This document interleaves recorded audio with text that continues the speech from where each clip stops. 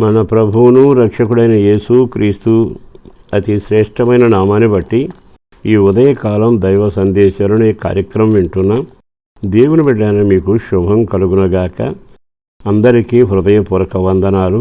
మీరు మీ కుటుంబాలు సౌఖ్యంగాను వెలుగులో దీవెనకరంగా నడవాలనో సేవకుడుగా మీ కొరకు ప్రార్థిస్తున్నాను.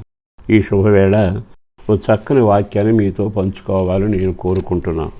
కారణం ఏంటంటే, మన జీవితంలో అడుగడుగునా సమస్యలు ఉంటాయి, అడుగడుగునా విపత్తులు ఉంటాయి, పొంచి ఉన్న సమస్యలు మీద పడుతూనే ఉంటాయి. కొన్నిసార్లు మన జీవితంలో చీకటి అనేది ఆవరిస్తుంది. అంటే చేతబడు శక్తుల చీకటే కాదు, మన జీవితానికి వెలుగు లేకుండా అయిపోవడం, నవ్వు లేకుండా అయిపోవడం, ప్రయత్నాలు విఫలమవటం, పిల్లలు చేజారిపోవడం, భర్త దూరం అయిపోవడం, ఒకటేమిటి ఆస్తి ఉన్న అనుభవించలేకపోవటం, కుటుంబంలో ప్రేమ లేకుండా ద్వేషాలు ఊరేగటం, ఎన్నో రకాలైన చీకట్లు మనిషిని వెంటాడుతూనే ఉంటాయి. ఈ శుభవేళకు సేవకుడిగా నేను చెప్పగలిగిన మాట ఏమిటంటే, ఒక గ్రంథకర్త దేవుని సేవకుడు అన్న మాట మీతో చదివి వినిపిస్తాను. అది విన్నాక నా దేవుడు మీకు కూడా కార్యం చేయబోతున్నాడు. మీకా గ్రంథం 7వ అధ్యాయము చాలా తేటగా రాయబడిన 8వ వాక్యాన్ని చదువుతున్నాను. శత్రువా, నా మీద అతిశయించవద్దు, నేను క్రిందపడినను తిరిగి లేతును, అంధకారంలో కూర్చున్నాను, యెహోవా నాకు వెలుగుగా ఉండును. ఎంత చక్కని మాట అండి. ఇతగాడు అంటాడు, శత్రువా నువ్వు అతిశయపడవాకు, నా పని అయిపోయిందని. చీకటి కలిగింది, గాఢాంధకారం కమ్ముకుంది, తుఫాను వచ్చేసింది, వాళ్ళకు ఓపిక లేదు, ఆధారం లేదు అని నువ్వు అనబాకు. కారణం ఏంటంటే, నేను ఎవరికి దండం పెట్టి ఎవరిని పూజ చేస్తూ ఆరాధన చేస్తున్నానో ఆ దేవుడు ఎవరో తెలుసా? నిశ్చయముగా లేఖనాలు చాలా తేటగా రాస్తూ ఉంటున్నాడు కదా, ఆయన నన్ను వెలుగులోనికి రప్పించును. అంటే నీకు చీకటి కాలం వచ్చినా తప్పించేవాడు ఒక ఆయన ఉన్నాడు, నిన్ను వెలుగులోనికి నడిపించగలిగిన వాడున్నాడు. సహజంగా మనం ఆపదలు వచ్చినప్పుడేగా సహాయం కోరుకుంటాం, ఇరుకును పడ్డప్పుడేగా మనకు ఇతరుల ఆధారం కావాలి, ఒంటరిగా మిగిలిపోయినప్పుడే కదా తోడుండాలి.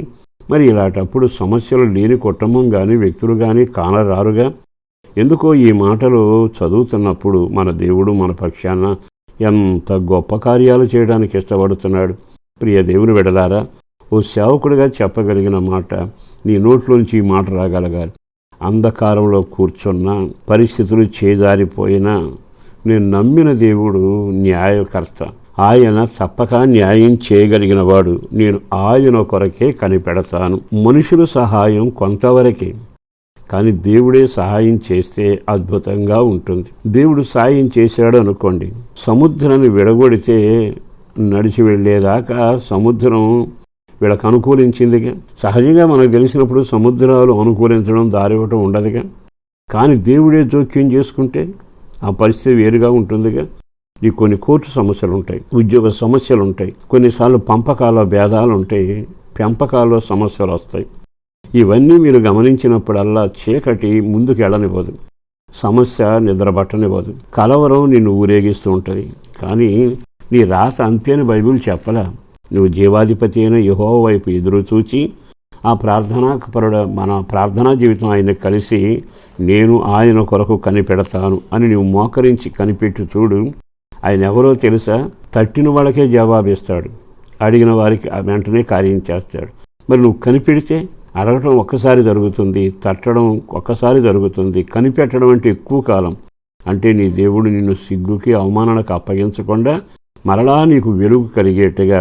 ఇక్కడ రాసిన వాక్యం చాలా జాగ్రత్తగా వింటున్నారు కదా, ఆయన నన్ను వెలుగులోనికి నడిపించును. చాలా తేటగా రాయబడిన ఆ వాక్యాన్ని చదివితే, ఆయన నన్ను వెలుగులోనికి రప్పించును. ఈ వాక్యం మీ జీవితంలో నెరవేర్చబడినగాక. కనుక మరలా అయోమయమనే చీకటైనా, రోగాలనే చీకటైనా, నష్టాలనే చీకటైనా, కలవరమైన, నిందలైనా, దరిద్రమైన ఏ చీకటైనా నువ్వు కలవరపడక ఆయన వైపు చూడగలిగితే ఈరోజు నీ జీవితంలో మంచి రోజులు మొదలవబోతున్నాయి.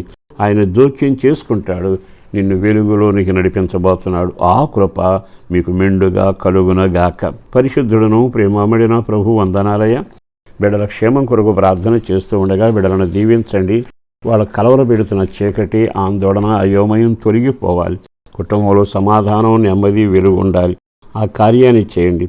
మరి విశేషంగా పరీక్షలు రాస్తున్న బిడ్డల కొరకు ఈ రోజు నుంచి ప్రత్యేక ప్రార్థన చేస్తుండగా ఆ పిల్లల పరీక్షలో మీరు తోడుగా ఉండి జ్ఞాన వివేకాత్మతో నింపండి. పసిపిల్లల ఆరోగ్యం కొరకు, వృద్ధుల క్షేమం కొరకు అర్థిస్తున్నాం.